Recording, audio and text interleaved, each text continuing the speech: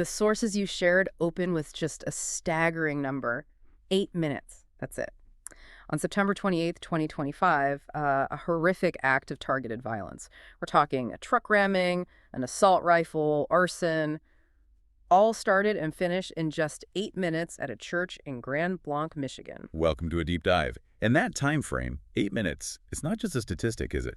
It really defines the sheer speed and shock of the whole event. We're aiming to look past those initial, devastating headlines from the Grand Blanc Chapel Attack using the reports and witness accounts you've gathered. Yeah, we've got quite a stack here. Detailed timelines, the human cost, which is just immense, stories of incredible heroism, and also how the community responded. So our goal here is to really unpack what the sources call a compound catastrophe, an active shooter, and a major fire happening simultaneously, and also explore how resilience, real human strength, emerged from that chaos. Often in the very moment the violence started. Okay, so let's set the scene of it.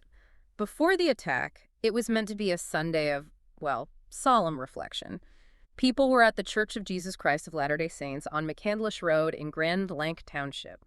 Regular Sunday service. But there was already a layer of sadness, right? The service was also partly a memorial. They'd recently lost their congregation's eldest ever president, so the mood was already one of, quiet remembrance within that close community. And that peace was just shattered. Around 10:25 a.m., the reports named Thomas Jacob Sanford, 40 years old, a former Marine from Burton nearby. He drove a silver pickup truck, and the reports note it had 2 American flags on it. Right into the chapel building itself. Used the truck as the first weapon. The escalation after that is just brutal. He gets out, armed with what police called an assault rifle, starts firing indiscriminately at people just trying to figure out what's happening, trying to get out. But then he takes that horrifying next step. He uses an accelerant, they believe it was gasoline, and deliberately sets the building on fire. And that fire spread incredibly fast enough to bring down the chapel's big white steeple within minutes. It's hard to grasp the speed. So the first 911 call, 10:25 a.m., exactly when it started. And police response was incredibly quick. Yeah. Grand Blanc Township officers were there in 30 seconds. 30 seconds. But even with that speed, the entire violent part, from the truck crash, the shooting, the fire starting, right up until Sanford was confronted and killed by police. A township officer and a DNR conservation officer, yeah. That whole sequence still took those full 8 minutes. Which feels like an eternity when you're in it, obviously. So wait a second, if police were there in 30 seconds, why? Why 8 minutes? Was that response actually slow somehow, or did the combination of threats just make it impossible to end sooner? I think the sources really point to the second one. The FBI stepped in quickly, took the lead on the investigation, and called it an act of targeted violence. Okay, so premeditated. Exactly. Suggests planning, maybe a motive, though the sources are still quiet on why Sanford did this, any specific grievance. But for the timeline, the key thing is responders weren't just facing a gunman. They had an active shooter and a structure fire that was already raging, threatening everyone left inside. Ah, right. The compound catastrophe. It wasn't just one emergency plan they needed. It was 2. Simultaneously. And fire complicates everything for law enforcement entering a building. It makes the violence worse. Okay, let's talk about that human cost, because it reflects that dual threat, doesn't it? Tragically, yes. The final count was 4 congregants killed, 8 hospitalized. And the victims covered a wide age range from just a 6-year-old child up to a 78-year-old senior. And the way they died or were injured, it paints a really grim picture of that impossible situation. 2 of the 4 deaths were from gunshots. 5 injured also had gunshot wounds. That's the shooter's direct impact. But the other 2 people who died, they were found later, in the wreckage. They died from the fire and the smoke, not from bullets. And 3 other survivors were treated specifically for severe smoke inhalation. So it really became this inescapable trap. If you ran from the bullets, you might run straight into the fire. If you tried to hide from the fire, you were exposed to the gunman. There's no safe option. It forced this terrifying split-second survival calculus on everyone. Thinking about this for our listeners who follow emergency response, did the sources touch on how police and fire departments, who usually have separate ways of doing things, actually coordinated under that kind of pressure? Fire protocols versus active shooter protocols? It's a critical point the after-action reports seem to be grappling with. Standard training, as you said, it's often separate. Active shooter means police go in fast, neutralize the threat.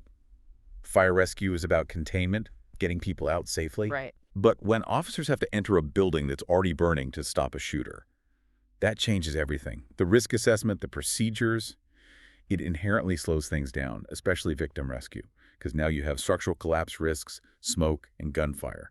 It was a scenario that, frankly, training hadn't fully anticipated in this combined way.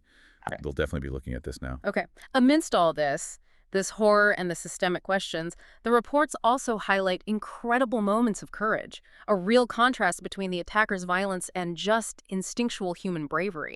Absolutely. We have to remember the individuals. Mhm. John Bond, 77 years old. He was one of the victims publicly identified. A Navy vet, served in Vietnam. Hmm. Husband, father of 6, grandfather of 10. It brings the loss home. And his wife shared that detail. Just heartbreaking. Before he left for church that morning, his last words to her were, "I love you." It anchors the whole tragedy in very real personal grief. Yeah. Authorities haven't named everyone, but the community also identified another victim, the father-in-law of a local camera shop owner. The family shared their faith, believing he was, quote, at peace with Jesus in heaven. The eyewitness accounts are chilling too. Paul Kirby talking about feeling extreme fear as a bullet hit a glass door just a foot away. And expecting to be shot in the back as he ran. That kind of primal fear. And it hit the youngest too. Paula Mazer, primary teacher there, she mentioned, "Some of my little primary children were hurt." Just awful. But in that chaos, officials consistently used the word heroes. People who acted instantly. Not just first responders either. No, absolutely not. Healthcare workers who happened to be in the service, off-duty, some from Henry Ford Genesis Hospital nearby.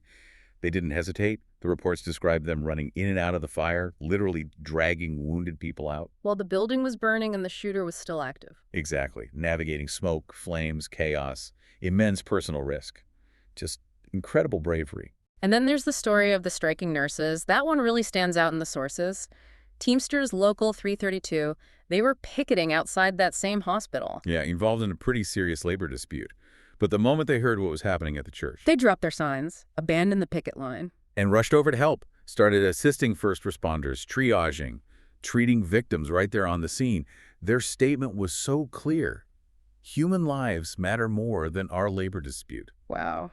That says a lot about shared humanity overriding other conflicts in a crisis like that. It really does. It shows that fundamental instinct to help, to save lives, can just cut through everything else in those extreme moments. So the 8 minutes tested bravery, but the hours and days after tested the community's strength, didn't they? How did they cope? What did the response look like? It was remarkably fast and multi-layered. You had the immediate grassroots stuff, neighbors just showing up with food, water, blankets, even toys for the kids who'd seen things no child should ever see. Just instinctual kindness. Exactly. And then almost immediately collective mourning started. What's interesting is it wasn't just their own church community, it was interfaith. Prayer services popped up within hours at other local churches. The River Church, Holy Redeemer, Gloria de Lutheran, people from all different backgrounds coming together. And that spontaneous memorial, too, with flowers at the police line. Yeah, those visual symbols of shared grief are so important. But it quickly moved to organized aid, too. That answers the question of how fast practical help can mobilize. Right, because compassion is one thing, practical support is another. And they delivered. GoFundMe campaigns, like the one for John Bond's family and another for a young dancer who was injured, they blew past their fundraising goals really quickly. Shows people wanted to give tangible help. And the official side. Also kicked in fast. Authorities set up reunification sites for families. The Red Cross was there very early on. And crucially, they recognized the psychological trauma. Grief counselors came in from Church HQ in Salt Lake City, plus local resources were made available for long-term mental health support. That long-term part is key. Definitely. And you saw strong statements of unity, too. The Community Foundation of Greater Flint put out a really powerful message. Violence and hate have no place here. It wasn't just individuals. The region's institutions stood up together. So as we wrap up this deep dive, we've seen how those initial 8 minutes of absolute terror were met almost immediately by hours of courage and then days and weeks of community support and compassion. The sources are clear. The building was lost, but the community itself, the real church, it wasn't broken. I think that's the key takeaway. If you look at the bigger picture here, the story isn't ultimately about the attacker's hate, even though that caused the tragedy. The lasting story the sources tell us about the strength, the bravery, the compassion of the victims, the survivors, and the entire community that rallied around them. That's the legacy. And maybe a final thought for you listening, consider the sheer speed. 8 minutes. It forced ordinary people into extraordinary roles instantaneously. Think about how that compound crisis fire and bullets at the same time pushed human bravery to its absolute limit. What does that tell us about our own instincts and maybe our preparedness for complex threats that don't fit neat boxes?